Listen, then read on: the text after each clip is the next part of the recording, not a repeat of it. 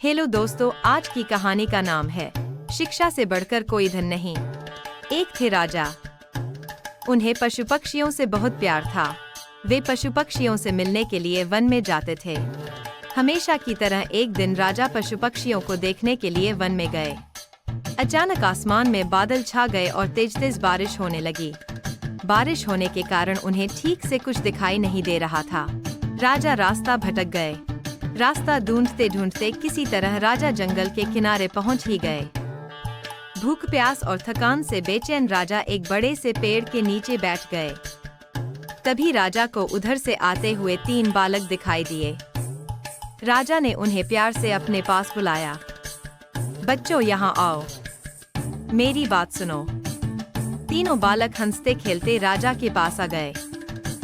तब राजा बोले, मुझे बहुत भूख और प्यास लगी है, क्या मुझे भोजन और पानी मिल सकता है? बालक बोले, पास में ही हमारा घर है, हम अभी जाकर आपके लिए भोजन और पानी लेकर आते हैं, आप बस थोड़ा सा इंतजार कीजिए। तीनों बालक दौड़कर गए और राजा के लिए भोजन और पानी ले आए। राजा बालकों के व्यवहार से बहुत खुश हुए। वे बोले, प्यारे बच्चों, तुमने मेरी भूख और प्यास मिटाई है।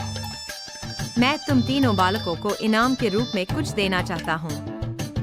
बताओ, तुम बालकों को क्या चाहिए? थोड़ी देर सोचने के बाद एक बालक बोला, महाराज, क्या आप मुझे एक बड़ा सा बंगला और गाड़ी दे सकते हैं? राजा बोले, हाँ हाँ, क्यों नहीं, अगर तुम्हें ये ही चाहिए तो जरूर मिलेगा। अब तो बालक फूले न समाया।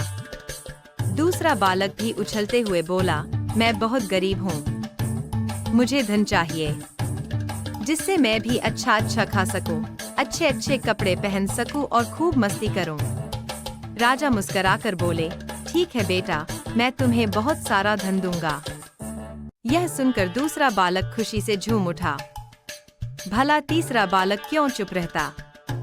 वह भी बोला, महाराज, क्या आप मेरा सपना भी पूरा करेंगे? मुस्कुराते हुए राजा ने बोला, क्यों नहीं, बोलो बेटा, तुम्हारा क्या सपना है? तुम्हें भी धन दौलत चाहिए? नहीं महाराज, मुझे धन दौलत नहीं चाहिए, मेरा सपना है कि मैं पढ़ लिख कर विद्वान बनूं। क्या आप मेरे लिए कुछ कर सकते हैं? तीसरे बालक की बात सुनकर राजा बहुत खुश हुए। राजा ने उसके पढ़ने लिखने की उचित व्यवस्था करवा दी। वह मेहनती बालक था। वह दिन रात लगन से पढ़ता और कक्षा में पहला स्थान प्राप्त करता। इस तरह समय बीतता गया। वह पढ़ लिख कर विद्वान बन गया। राजा ने उसे राज्य का मंत्री बना दिया। बुद्धिमान होने के कारण सभी लोग उसका आदर सम्मान करने लगे।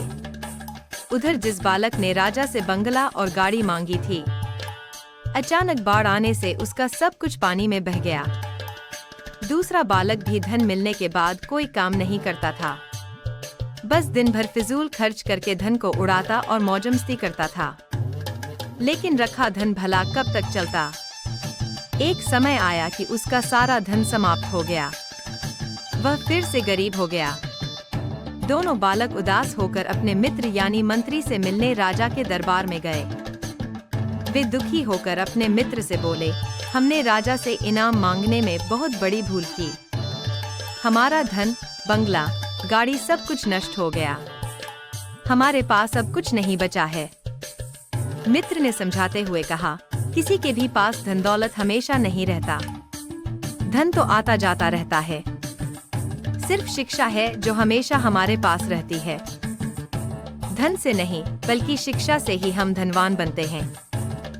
दोनों बालकों को अपनी गलती पर बहुत पछतावा हुआ। उन्होंने तय किया कि हम भी मेहनत और लगन से पढ़ाई करेंगे और अपने जीवन को सुखी बनाएंगे। अगर आपको ये कहानी अच्छी लगी तो लाइक और सब्सक्राइब जरूर करें। Thank you.